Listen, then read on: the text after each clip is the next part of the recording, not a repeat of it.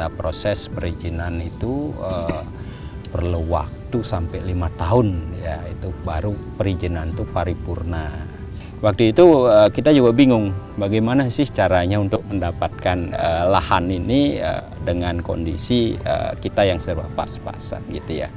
Akhirnya waktu itu kita sepakat gitu ya melakukan pinjaman lunak gitu ya, dengan cara investasi. Terdiri dari 3 tempe, yaitu tempe Tiga Raksa, tempe Balaraja, dan tempe Cikupa. 2017 perizinan baru selesai. Nah, waktu itulah kami mulai dari panitia bergerak bahwa dari 2017 kami bergerak untuk mencari dana.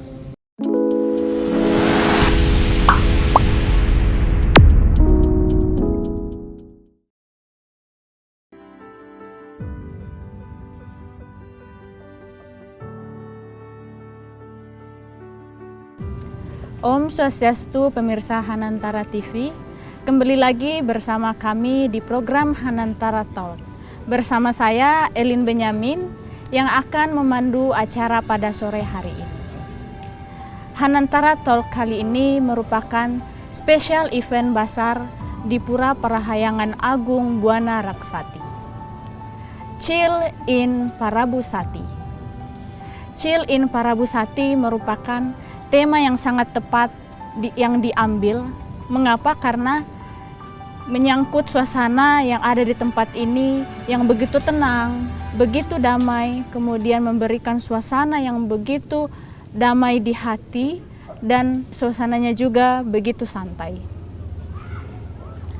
Nah, pasti pemirsa Hanantara TV juga penasaran siapa sih yang memiliki ide untuk membangun pura yang ada di tempat yang seindah ini.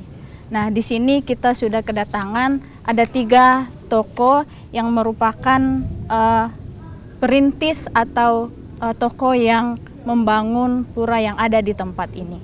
Yang pertama ada Bapak Ketut Parwata selaku sesepuh Pura Parabasati. Kemudian ada Bapak Made Budi Hartawan selaku Ketua Banjar yang ada di tempat ini. Kemudian Bapak Iwayan Karyana selaku Ketua Bidang Pembangunan. Om Swastiastu, Pak. Om Swastiastu. Nah, untuk selanjutnya kita akan langsung membahas mengenai gimana sih sejarah pembangunan pura di tempat ini. Nah, mungkin dari Bapak Ketut Parwata mungkin bisa memberikan informasi kepada kami bagaimana sejarah pembangunan pura yang ada di tempat ini. Om Swastiastu. Om Swastiastu. Matur suksma Mbak Elin atas kesempatan pada sore hari ini.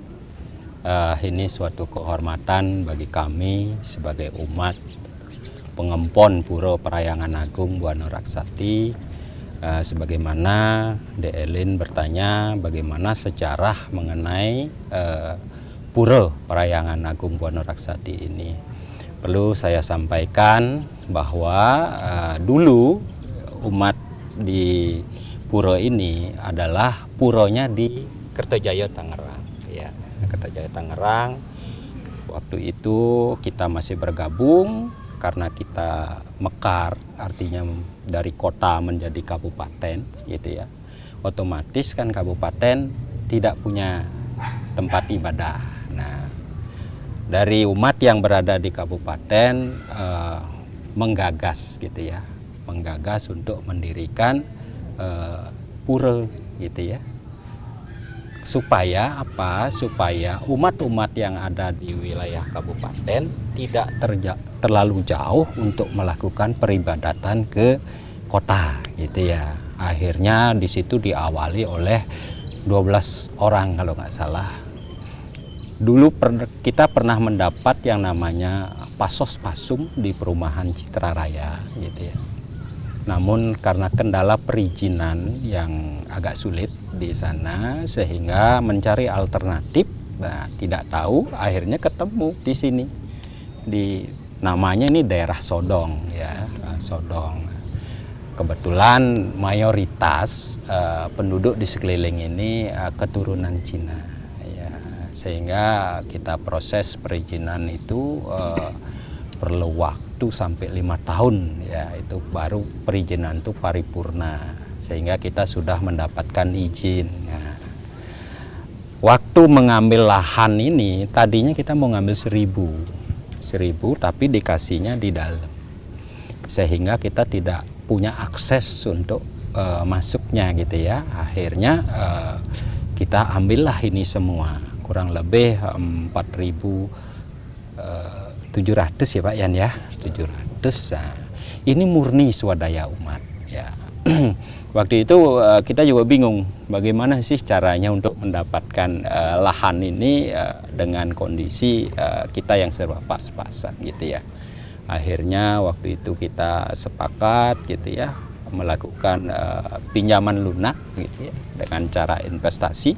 Jadi dari umat yang agak berada ekonominya kita ajak gitu ya, kita beli tanah ini, nanti kita ganti dengan harga pasar sambil kita mencari. Nah sekarang Astungkare tanah ini sudah beres ya, sudah lunas dan sudah sertifikat kebetulan gitu ya. Nah waktu itu berkembang umat ada sampai 60 kakak.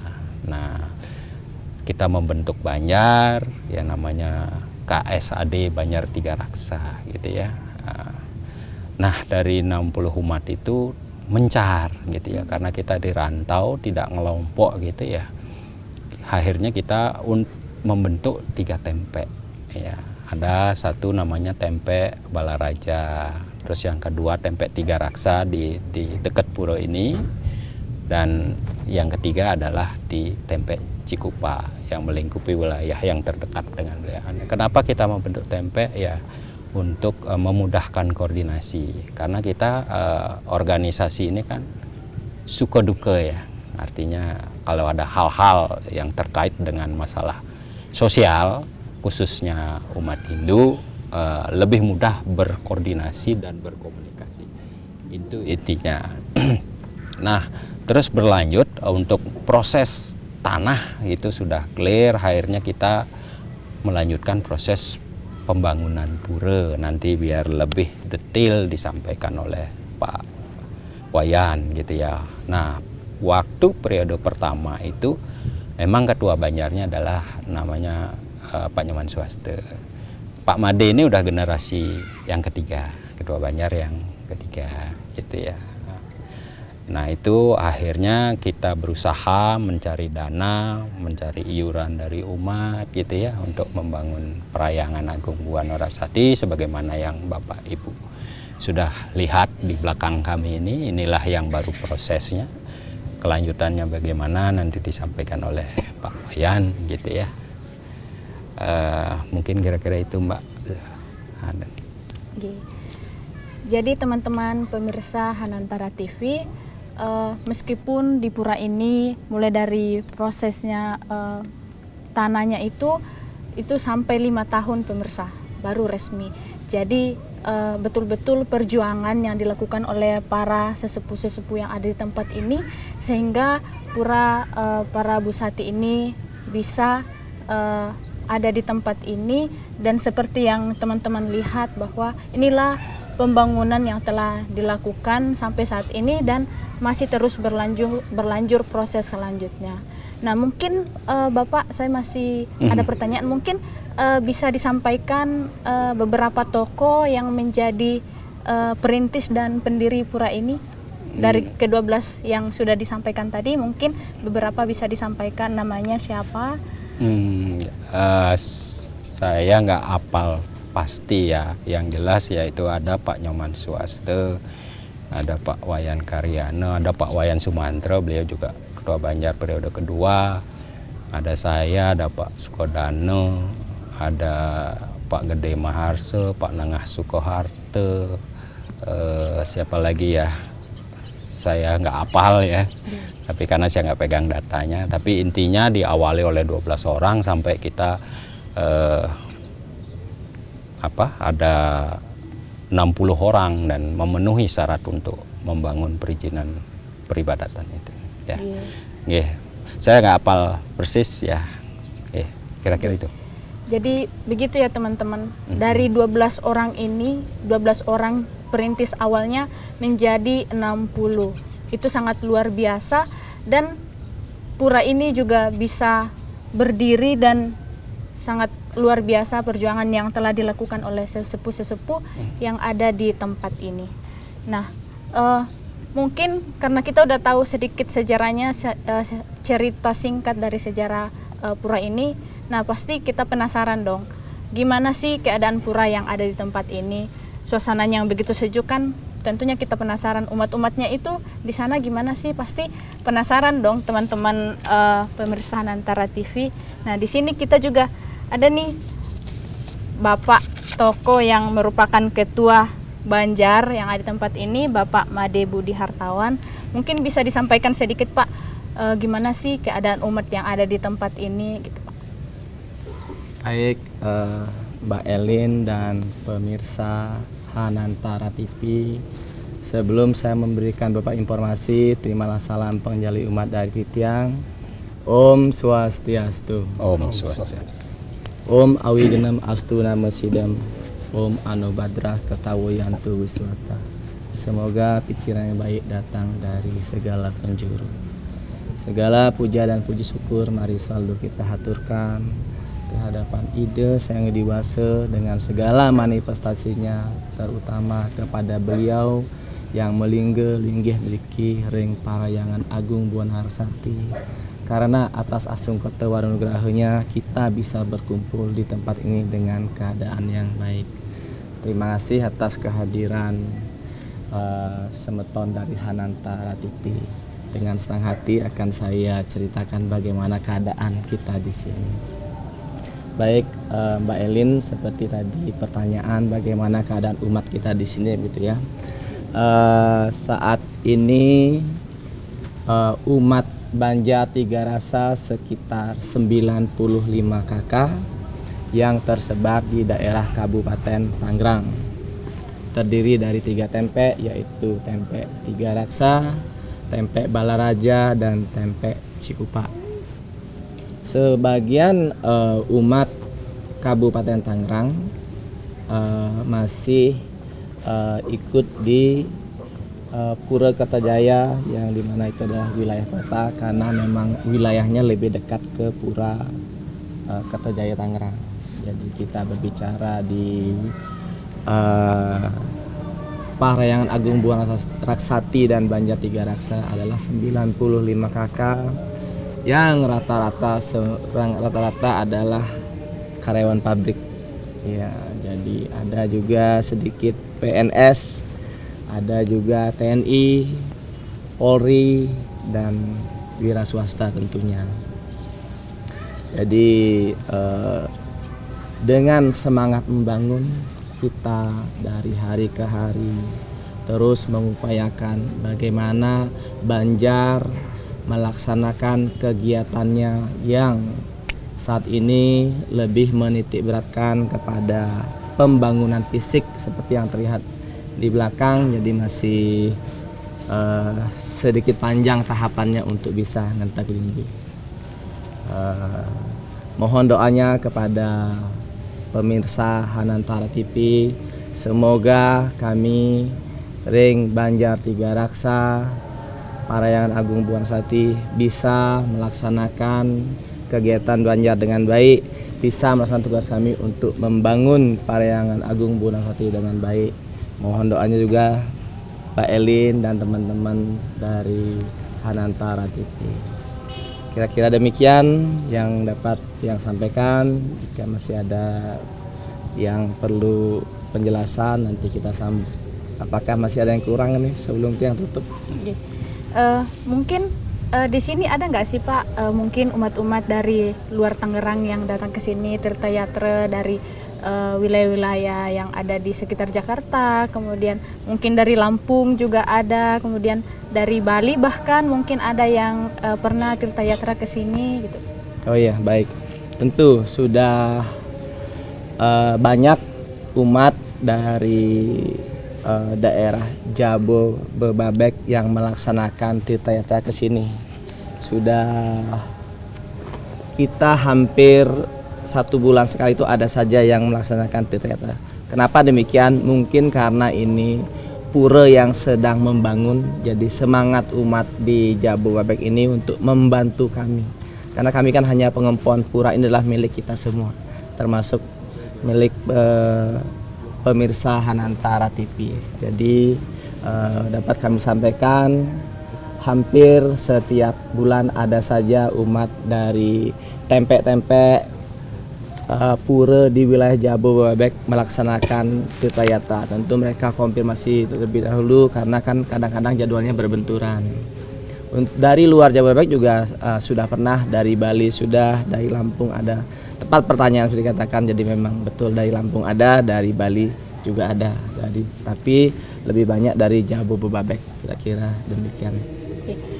Jadi dari penjelasan Bapak Made Budi Hartawan ini kita bisa lebih menggambarkan bahwa pura ini mengalami perkembangan yang begitu pesat dari tahun ke tahun. Terbukti bahwa awalnya hanya 12 orang yang menjadi perintis, kemudian jadi 60 dan bahkan sampai saat ini sudah 95 kakak ya Betul. Pak. Nah, ini sangat menggambarkan bahwa di sini itu sangat luar biasa, para tokoh-tokoh di sini itu sangat luar biasa dalam hal proses pembangunan pura para Busati ini.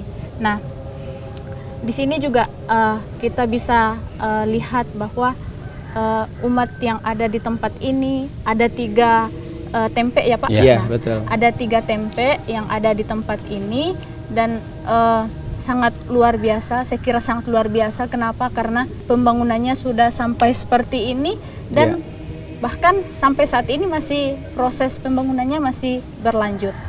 Nah, itu sangat luar biasa nih ke Pak. Oke, Pak, terima kasih atas penjelasan Bapak dari Ketua Banjar yang ada di tempat ini.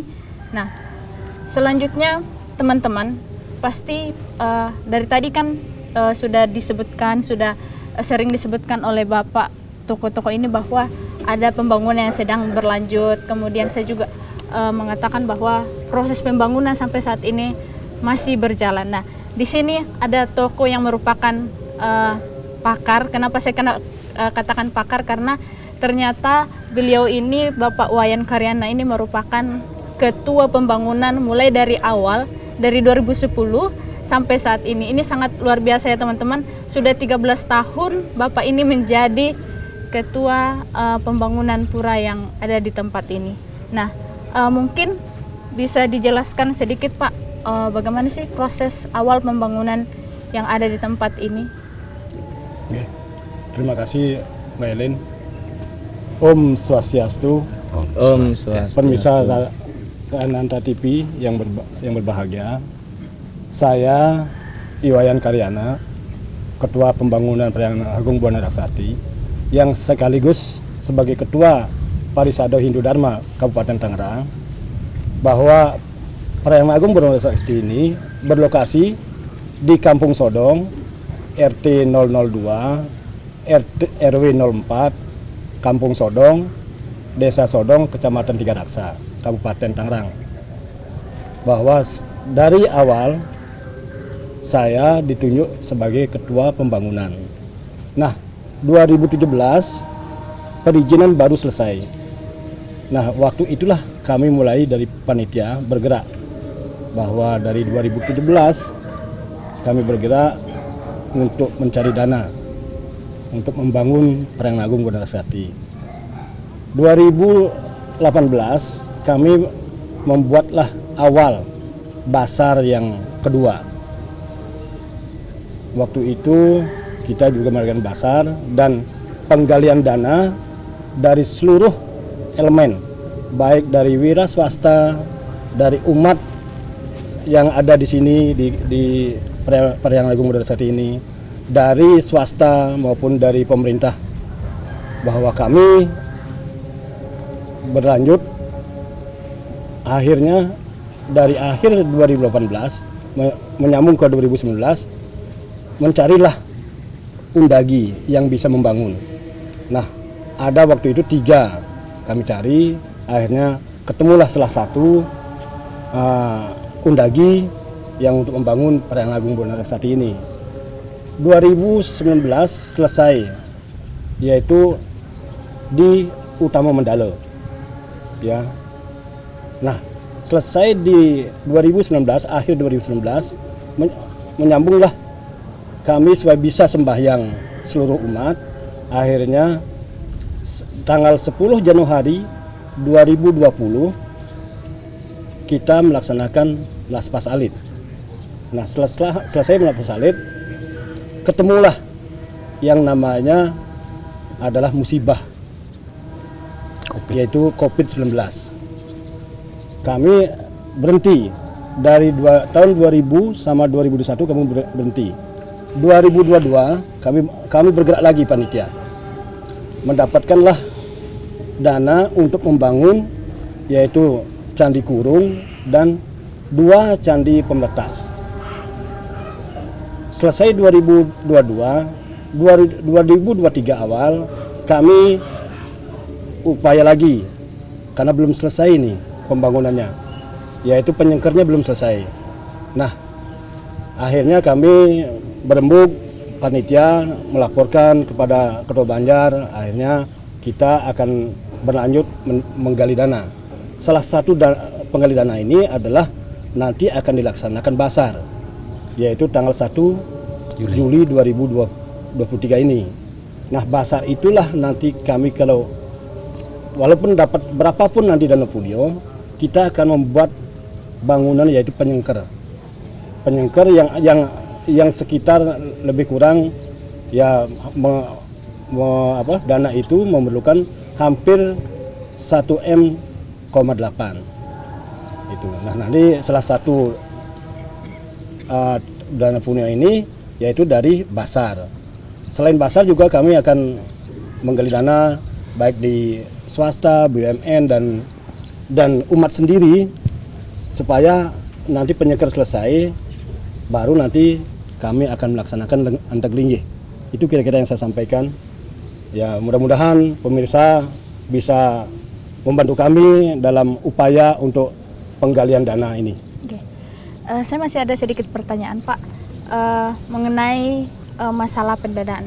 Ada nggak sih masalah-masalah yang selama ini dialami oleh pengurus pura ini dalam hal pembangunan, masalah-masalah pendanaan misalnya, ada nggak sih yang kendala-kendala yang mungkin aja sudah dirasakan di tempat ini selama proses pembangunan? Kalau kendala pasti ada, Mbak, ya. Pasti dimanapun dan kegiatan apapun pasti ada kendala. Tapi kendala itu kami perkecil dengan umat yang ada di sini. Kita selalu rembug, ya, rukun, guyub, astongkara. Yang tadinya ada masalah itu kita perkecil, akhirnya astongkara bisalah seperti yang pemirsa lihat di belakang kami ini, pembangunan yang sedang berlangsung. Ya, mudah-mudahan secepatnya bisa selesai yang kami rencanakan, yaitu penyengkernya. Itu, Mbak, kira-kira, Mbak. Oke, teman-teman pemirsa Hanantara TV, tadi kita sudah mendengar paparan dari ketiga tokoh kita saat ini, dan di sini mungkin saya sedikit menyimpulkan bahwa proses pembangunan sampai saat ini utamanya di Utama Mandala sudah sampai di kurang lebih 75%, dan pembangunan ini harus terus berlanjut untuk fasilitas-fasilitas lainnya. Nah, maka dari itu panitia yang ada di tempat ini akan melaksanakan basar akbar untuk menunjang proses pembangunan selanjutnya. Nah, pasti teman-teman pemirsa Hanantara TV penasaran dong, seperti apa sih basar yang akan dilaksanakan? Nah, jangan lupa untuk nonton Hanantara TV di series berikutnya. Saya akhiri dengan Paramasanti. Om Santi Santi Santi.